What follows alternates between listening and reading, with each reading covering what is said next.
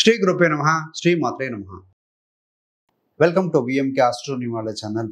శని గ్రహం 2.5 సంవత్సరాల తర్వాత కుంభరాశిని వదిలి మీనరాశిలో స్థితి పొందడం వల్ల ఈ యొక్క మేషరాశి వారికి ఏ విధమైన శుభాశుభ ఫలితాలు ఉంటాయి, ఏమిటి రెమెడీస్, ఏమిటి వృత్తి విద్య, స్త్రీలకు, వ్యాపారస్తులకి, ఇన్వెస్ట్మెంట్, సో అన్ని రంగాల వారికి వారి వారి రంగాల్లో ఏ విధంగా రాణిస్తారు, ఎలాంటి కష్ట నష్టాలు ఉంటాయి, రెమెడీ చేసుకుంటే బాగుంటుంది. అలాగే మేషరాశి వారికి ఈ యొక్క ఏలినాటి శని సాడే సాతి అంటే 7.5 సంవత్సరాల శని మొదలవుతుంది కదా. సో ఏ విధంగా ఉండబోతుందో సో మనం క్లియర్గా చూద్దామండి. చివరిదాకా చూడగలరు. నచ్చితే లైక్ చేయండి, 10 మంది బంధుమిత్రులకి షేర్ చేయగలరు. మేషరాశి, మేషానికి అధిపతి కుజగ్రహం. మేషరాశిలో అశ్వని 4 పాదాలు, భరణి 4 పాదాలు, కృతిక 1వ పాదం, మొత్తం 9 నక్షత్ర పాదాలు ఉంటాయి. వీరందరికీ కూడా మనం చెప్పుకోబెట్టిన యొక్క శని గోచార ఫలితాలు వర్తిస్తాయండి. శని గ్రహం మేషరాశి వారికి ముఖ్యంగా 10 మరియు 11వ స్థానానికి ఆధిపత్యం వహిస్తారు. ఆయన లాభస్థానాన్ని వదిలి వ్యయస్థానం అనేటువంటి యొక్క 12వ రాశి మీన రాశికి రాబోతున్నారు. ఎప్పుడైతే జన్మరాశి అంటే చంద్రుడు ఏ రాశిలో ఉంటే దాన్ని జన్మరాశి అంటాం. మేషంలో కనుక మీకు కనుక చంద్రుడు ఉంటే జన్మరాశి అవుతుంది. సో రాశికి వెనకాల అంటే 12వ రాశి అంటాము. అంటే మీనంలో రావడంతో ఏలినాటి శని మొదలవుతుంది. అక్కడ 2.5 సంవత్సరాలు ఉంటారు. మొదటి ఫేజ్ అవుతుంది. మేషరాశిలోకి తరంతరం 2.5 సంవత్సరాల తర్వాత వస్తారు. మేషంలో కూడా 2.5 సంవత్సరాల పాటుగా ఉంటారు. 5 సంవత్సరాలు అయిపోతుంది. తర్వాత వృషభంలోకి వెళ్ళినప్పుడు చివరి ఫేజ్ ఉంటుందండి. చివరి 2.5 సంవత్సరాలు. సో మొత్తం కలిపితే 7.5 సంవత్సరాల శని అంటూ ఉంటాం కదా. అసలు ఎప్పుడు పయనం అవుతాడు అయ్యానంటే 29 మార్చ్ 2025 ముఖ్యంగా రాత్రి 10 గంటల తర్వాత ఈ యొక్క శనిశ్చరుడు కుంభరాశిని వదిలి మీనరాశిలో స్థితి పొందబోతున్నారండి. ఆ యొక్క మీనరాశిలో 2 జూన్ 2027 దాకా ఉంటారు. తర్వాత ఏమవుతుందంటే 3 జూన్ 2027 నుండి అతిచారంతో మేషరాశిలోకి ముందుకు పయనిస్తారు.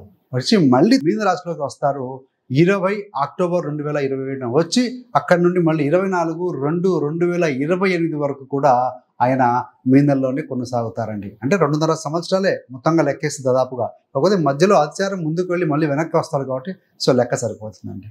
అసలు ఏ భావాలకు శనిశ్చరుడు కారకత్వం వహిస్తాడు అంటే 6, 8, 12 భావాలకు సహజంగా శని అనే గ్రహము కారకత్వం వహిస్తారండి. 6 అంటే ఏంటి? శత్రు, రుణ, రోగ బాధ. 8 అంటే సడన్గా జరిగే కష్ట నష్టాలు, సీక్రెటివ్ థింగ్స్, మృత్యు కానీ, రీసెర్చ్ కానీ ఇవన్నీ కూడా అష్టమ స్థానం ఇండికేట్ చేస్తుంది. ఆయుస్థానం. 12వ స్థానం అంటే కష్ట నష్టాలు, వేస్టేజెస్, కేసులు, జైలు యొక్క భావం, ఆర్థిక నష్టాలు, అదేవిధంగా ఇల్లీగల్ మీన్స్ అంటే చెడు మార్గాల ద్వారా, దుష్ట మార్గాల ద్వారా ధనం సంపాదించడం. అదేవిధంగా పాజిటివ్ కూడా ఉంటుందండి. సర్వీస్ ఉంటుంది, డొనేషన్ ఉంటుంది, చారిటీ కూడా ఉంటుంది. ఇంకా చెప్పాలంటే 12వ స్థానం పడక సుఖాన్ని కూడా చెప్తూ ఉంటాం. అదేవిధంగా చెప్పుకోలేని బాధలు కూడా ఇందులోనే ఉంటాయని చెప్పవచ్చండి. అదేవిధంగా ఇంకా చెప్పాలంటే రహస్య శత్రువులు కూడా ఉంటారు. సో బాధలు కూడా ఉంటాయి. అదంతా కూడా 12వ స్థానం. అంటే మేషరాశి వారికి 12వ స్థానంలో ఉన్నాయి కాబట్టి ఇవన్నీ కూడా సహజంగా ఈ యొక్క శనిశ్చరుడు ఇస్తాడు అని చెప్పవచ్చు. మరి శని ఏ రాశులకు కారకత్వం అంటే మకర రాశికి అధిపతి, కుంభరాశికి అధిపతి అండి. మేషం నుండి మకరం 10వ స్థానం అవుతుంది, కుంభం 11వ స్థానం లాభస్థానం అవుతుంది, 12 వ్యయస్థానం అవుతుంది. సో 10వ అధిపతి అయినటువంటి యొక్క శని 12వ స్థానంలో ఉండటం వల్ల ముఖ్యంగా బహుదూర ప్రయాణం, ఉద్యోగంలో దూర ప్రాంతానికి వెళ్లాల్సి రావటం, ట్రాన్స్ఫర్ అవ్వటం, మరికొంతమందికి వృధా ప్రయాణాలు, ఇలాంటివన్నీ కూడా చవి చూస్తారు అని చెప్పవచ్చు. అసలు శని కారకత్వం ఏంటయ్యా అంటే ఆయన ఒక వృత్తికి కారకుడు, సేవకు కారకుడు, ధర్మానికి కారకుడు, కర్మకు కారకుడు, అదేవిధంగా ఆలస్యానికి కూడా కారకుడు, వైరాగ్యానికి కూడా కారకత్వం వహించే గ్రహం కూడా శనిశ్చరుడు. ఒక సిస్టమాటిక్ ప్లానెట్ కూడా అండి. శని కనుక మీ యొక్క జన్మజాతక చక్రంలో బలంగా ఉంటే పద్ధతి ప్రకారం ముందుకు వెళ్ళడం, సిస్టమాటిక్గా ఉంటాం, లేట్ అనేది ఉండకుండా ముందుకు వెళ్తారు. అదే కనుక మీ యొక్క జన్మజాతక చక్రంలో కనుక శని బలహీనంగా ఉంటే నిదానత్వం, ప్రొక్రాస్టినేషన్, పోస్ట్పోన్మెంట్, నిదానం, కష్ట నష్టాలు, వృత్తిలో ఎవరు సహకరించకపోవటం, లెబోరియస్గా పనిచేయాల్సి రావటం, ఇవన్నీ కూడా ఈ గ్రహం కనుక బలహీనంగా ఉంటే సో అలాంటి లక్షణాలు ఇస్తూ ఉంటుందండి.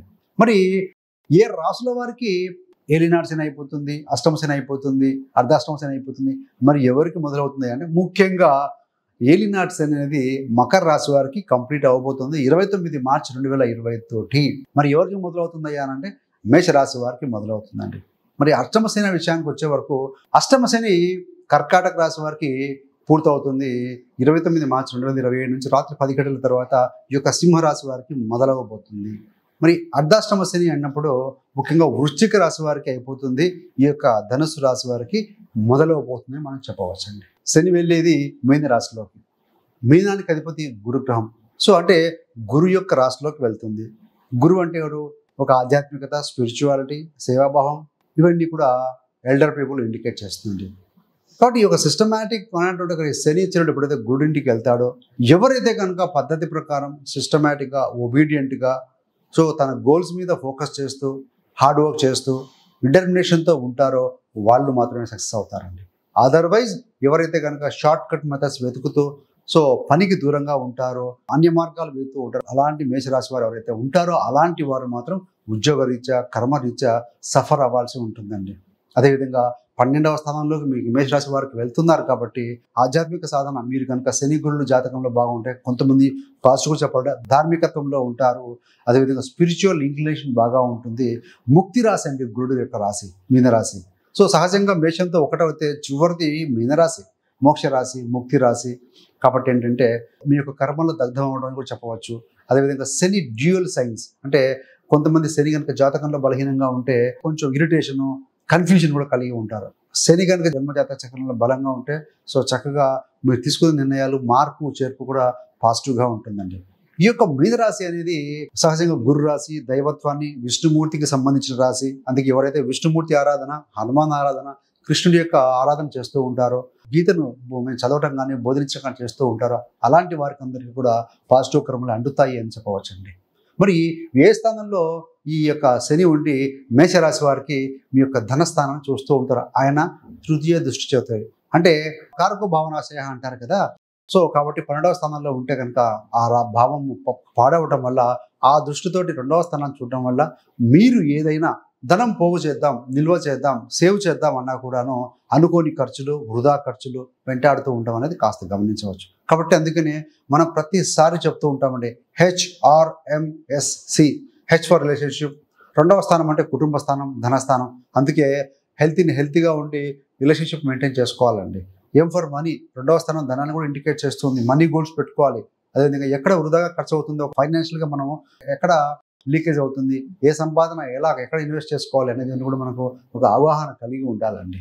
మరి సో 2వ స్థానం అయిపోయింది. ఈ యొక్క శనిశ్చరుడు 6వ స్థానాన్ని కూడా చూస్తూ ఉంటారు. సో 12 అంటే కోల్పోవటము, సో అది నష్టం కలిగించడం. 6వ స్థానం అంటే రోగస్థానం, రోగానికి నష్టం కలిగించడం అంటే ఏంటంటే హెల్త్ అనేది ఆరోగ్య విషయంలో పాజిటివ్గా ఉంటుందండి. శని 6వ స్థానాన్ని కూడా కర్కత్వం వహిస్తాడు కాబట్టి 12లో ఉండి 6 చూస్తున్నాడు కాబట్టి కర్మకు సంబంధించి బాగానే ఉంటుంది. సో ఆ విధంగా రోగం, హెల్త్ ఇష్యూస్లో మాత్రం కొంచెం తగ్గుతాయని చెప్పవచ్చు. అప్పులు కూడా మెల్లిమెల్లిగా కొంతవరకు తీర్చివేసే మార్గాల కోసం వెతుకుతారు. మీ యొక్క జన్మజాత చక్రంలో శని బాగుండి 6వ స్థానాధిపతి బలంగా ఉంటే మాత్రమే అప్పులు తీరుస్తారు, లేకుంటే అప్పులు చేయవలసి ఉంటుంది. మరి ఈ యొక్క శనిశ్చరుడు తన దశమ దృష్ట్యా 9వ భావాన్ని, 9వ స్థానం అనేటువంటి యొక్క ధనుసును కూడా చూస్తూ ఉంటారండి. 9వ స్థానం అంటే ఏంటయ్యానంటే ఆధ్యాత్మికత, సాధన, భక్తి మార్గం, ఇవన్నీ కూడా దైవత్వం ఇండికేట్ చేస్తూ ఉంది. కాబట్టి ఏంటంటే ముఖ్యంగా ఎవరైతే స్పిరిచువల్గా ఉంటారో అలాంటి వారికి, ఆ సేవా భావంలో ఉంటారో, సర్వీస్ భావం మోటోలో ఉంటారో వారికి మాత్రం ఈ నెగిటివ్ కర్మ అనేది అంటకుండా సిస్టమేటిక్గా ముందుకు వెళ్ళే అవకాశం అయితే కనబడుతూ ఉంది. సో 12 అంటే సేవ, 9 అంటే ఆధ్యాత్మికత. సో సేవా భావంలో కొంతమంది వైరాగ్యం కూడా కలిగి ఉండటంతో అలాంటి వాటి విషయాలు విరివిగా పాలు పంచుకుంటారు అని చెప్పవచ్చు. మొత్తంగా చూస్తే ఖర్చులు అధికంగా ఉంటాయి. కొంతమందికి విదేశీయానం, దూర ప్రాంత ప్రయాణం ఉంటుంది. సో ధనం, సోర్స్ ఆఫ్ ఇన్కమ్ తగ్గడము, కొంతమంది ఏదైనా నిల్వ ఉంచుకున్నటువంటి ఫండ్స్ ఏవైతే ఉంటాయో కొంచెం తీసివేయాల్సిన పరిస్థితి వస్తుంది. అందుకనే జాగ్రత్తగా చిన్న పిల్లల మీద యొక్క ఏవైతే కనుక మనం ఇన్వెస్ట్ చేసి ఉంటామో అలాంటి మ్యూచువల్ ఫండ్స్ కానీ లాంగ్ స్టాండింగ్ ఇన్వెస్ట్ చేసిన వాటిని మాత్రం దయచేసి ముట్టుకోకూడదు. సో రోగం అయితే, హెల్త్ అయితే కనుక కాస్త బాగా అవుతుంది, ఖర్చు కూడా ఇండికేట్ చేస్తుంది. హెల్త్ మీద కొంచెం ఖర్చు చేయాల్సి వస్తుందండి. ఆధ్యాత్మిక సాధనలో పాలు పంచుకుంటారు. తండ్రి గారి ఆరోగ్య విషయంలో కూడా కొంత హెల్త్ చెకప్ చేసుకోవాల్సిన అవసరం అయితే కనపడుతూ ఉంది. మరి రెమెడీస్ ఏంటయ్యారంటే ముఖ్యంగా విష్ణుమూర్తి, అదేవిధంగా శివారాధన మంచి ఫలితం ఇస్తుంది. సో సేవాభావం అంటే వృద్ధులకు, అనాథులకి, ఇలాంటి వారికి సేవ చేయడం కూడా మంచి ఫలితాన్ని ఇస్తుందండి. అదేవిధంగా శని శరీరంలో కాళ్ళు ఇండికేట్ చేస్తూ ఉంటాడు.